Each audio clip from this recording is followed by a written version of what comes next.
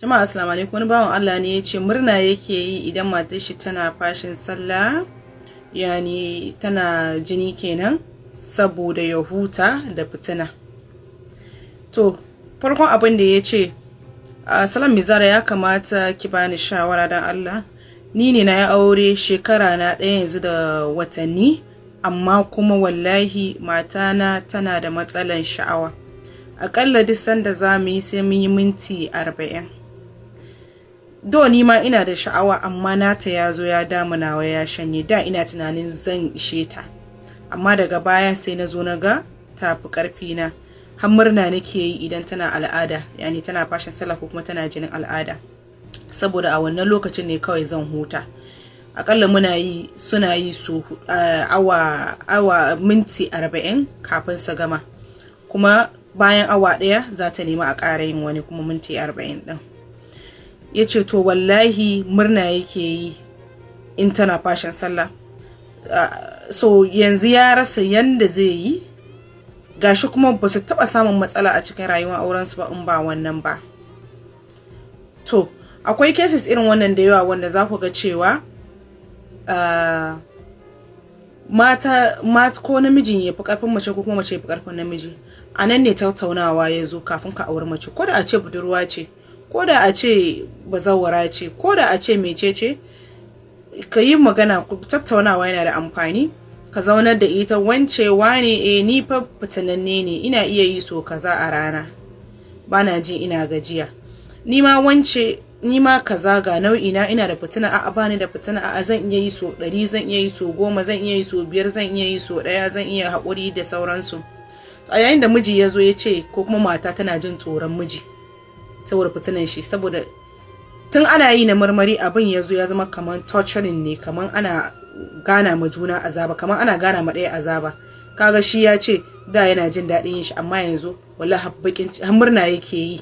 To duk abin da mutum zai ce murna yake matar shi tana al'ada, to kasancewa yana yi ne ba tare da san ran shi ba. Abin ya ishe shi, ya gaji, kamar irin ana gana mishi azaba, abin ya zo kamar azaba ne. So akwai cases irin wannan. Idan aka tattauna, mutum mai kasan yaya mace take ko kuma mace ta san yaya kake, idan abun da ba zai yi ba zai yi ba. Kun ga wannan abun a musulunci da daga cikin abin da Allah ya yarda a rabu, saboda ɗaya na cutuwa da ɗaya. An kuma idan kai a matsayin ka namiji baka gamsar da ita ba, tunda ita ga yanda take, tana da high sex drive, idan kai baka gamsar da ita ba ta wannan bangaren, to kaga za a iya samun matsala. Yau da gobe mace tun tana haƙuri har za ta zo ta fara sa mata wani tunani, har ma kuma ta kai ga aikata wani abun wanda bai kamata ba. And then kai kuma a naka bangaren kana cutar da lafiyanka, saboda a garin faranta mata zaka iya ne ka ce zaka fara zuwa ka sha maganin manpower saboda ka ƙara ƙarfi da sauransu, jaddadewa na gamsar da ita. Kaga zaka haifar ma kanka ciwo daga lafiyanka da sauransu. Abu na biyu kuma, emotionally baka jin daɗi, saboda kaman kana gana ma kanka azaba ne, kaman kana fasan kanka kana yin abu dole ne, ba daɗin abin kake ji ba. So kaga duka kowanne yana samun cutuwa. Kai baka gamsar da ita ba, ita kuma tana shiga haƙƙinka, kuna shiga haƙƙin juna. So yana daga cikin abin da musulunci ya yarda a ce ku rabu auren ku, ta je ta nemi wanda ya zama daidai da ita, ko kuma kai ka san yanda za a yi ka ajo. Babu yanda za a yi maka ajo, da daidai karfinka kake yi. So ni dai anan shawaran da zan bada kenan, ya kamata a ce kafin a yi aure ya zama da cewa kuna having wannan discussion din. Ni ga yanda nake, kai ga yanda kake, ga kalan abuna, ga kalan abunka, ga girman naka, ga kankanta nawa, ga zurfin nawa, ga rashin zurfin nawa, ga iya jurewa na, ga rashin iya jurewa na. Mace ko da ce ba taɓa aure ba, za ta iya ji a jikinta cewa ita mai mugun sha'awa ne, ita mai karfin sha'awa ne, ita mai high sex drive ce, ita za ta iya yi so kaza so kaza so kaza in mai lura ce. So saboda kar a zo kuma sai an yi aure a fara tunani ya za a yi a hille matsalan, ko kuma ya za a yi a rabu, ko kuma ya za a yi wannan. Kaga ka ce ba ta maka komai ba tunda kuke kuna living rayuwar ku lafiya, amma wannan na kaso ne babba wanda ita zai iya haifar mata da matsala, kai ma zai iya ja maka matsala a rayuwanka. So dan Allah da annabi, mutane ya kamata a san yanda za a yi a dinga. Allah ya samu dace. Jama'a assalamu alaikum. Wani bawan Allah ne ya ce murna yake yi idan matar shi tana fashin sallah, yani tana jini kenan, saboda ya huta da fitina. To farkon abin da ya ce, Salam Mizara, ya kamata ki bani shawara don Allah. Ni ne na yi aure shekara na ɗaya yanzu da watanni, amma kuma wallahi matana tana da matsalan sha'awa. Aƙalla duk sanda za mu yi sai mun yi minti 40. Do ni ma ina da sha'awa, amma nata ya zo ya damunawa ya shanye. Da ina tunanin zan ishe ta, amma daga baya sai na zo na ga tafi ƙarfi na.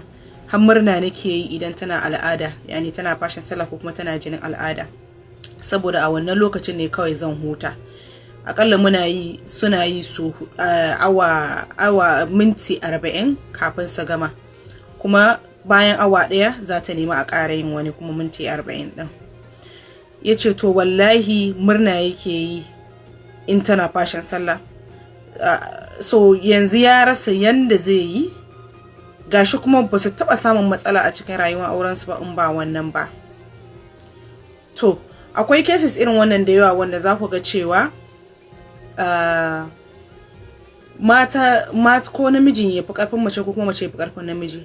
A nan ne tattaunawa ya zo kafin ka auri mace, ko da a ce budurwa ce, ko da a ce bazawara ce, ko da a ce mecece, ka yi magana. Tattaunawa yana da amfani. Ka zaunar da ita, wance wane, ni fa fitananne ne, ina iya yi so kaza a rana, bana jin ina gajiya. Ni ma wance, ni ma kaza ga nau'i na, ina da fitina, a'a bani da fitina, a'a zan iya yi so 100, zan iya yi so 10, zan iya yi so 5, zan iya yi so 1, zan iya haƙuri da sauransu. A yayin da miji ya zo ya ce, ko kuma mata tana jin tsoron miji saboda fitinan shi, saboda tun ana yi na marmari abin ya zo ya zama kamar torturing ne, kamar ana gana ma juna azaba, kamar ana gana ma ɗaya azaba. Kaga shi ya ce da yana jin daɗin yin shi, amma yanzu wallahi har murna yake yi. To duk abin da mutum zai ce murna yake matar shi tana al'ada, to kasancewa yana yi ne ba tare da san ran shi ba. Abin ya ishe shi, ya gaji, kamar irin ana gana mishi azaba, abin ya zo kamar azaba ne. So akwai cases irin wannan. Idan aka tattauna, mutum mai kasan yaya mace take ko kuma mace ta san yaya kake, idan abun da ba zai yi ba zai yi ba. Kun ga wannan abun a musulunci da daga cikin abin da Allah ya yarda a rabu, saboda ɗaya na cutuwa da ɗaya.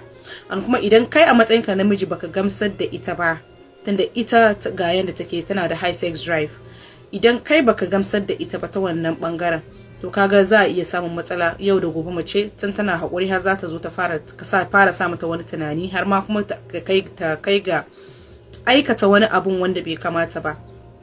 And then kai kuma a naka bangaren kana cutar da lafiyanka, saboda a garin faranta mata zaka iya ne ka ce zaka fara zuwa ka sha maganin manpower saboda ka ƙara ƙarfi da sauransu, daɗewa na gamsar da ita, kaga zaka haifar ma kanka ciwo daga lafiyanka da sauransu.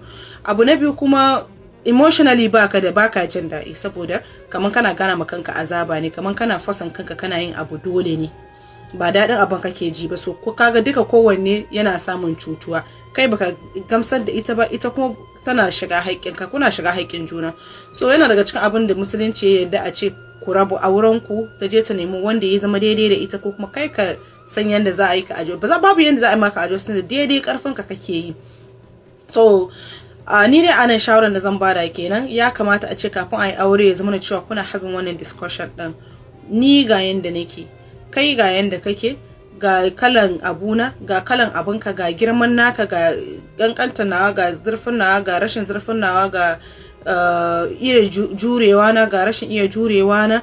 Mace ko da ce ba taɓa aure ba, za ta iya ji a jikinta cewa ita mai mugun sha'awa ne, ita mai karfin sha'awa ne, ita mai high sex drive ce, ita za ta iya yi so kaza so kaza so kaza in mai lura ce. So saboda kar a zo kuma sai an yi aure a fara tunani ya za a yi a hille matsalan, ko kuma ya za a yi a rabu, ko kuma ya za a yi wannan. Kaga ka ce ba ta maka komai ba tunda kuke kuna living rayuwar ku lafiya, amma wannan na kasu ne babba wanda ita zai iya haifar mata da matsala, kai ma zai iya ja maka matsala a rayuwanka. So dan Allah da annabi mutane ya kamata a san yanda za a yi a dinga. Allah ya samu dace.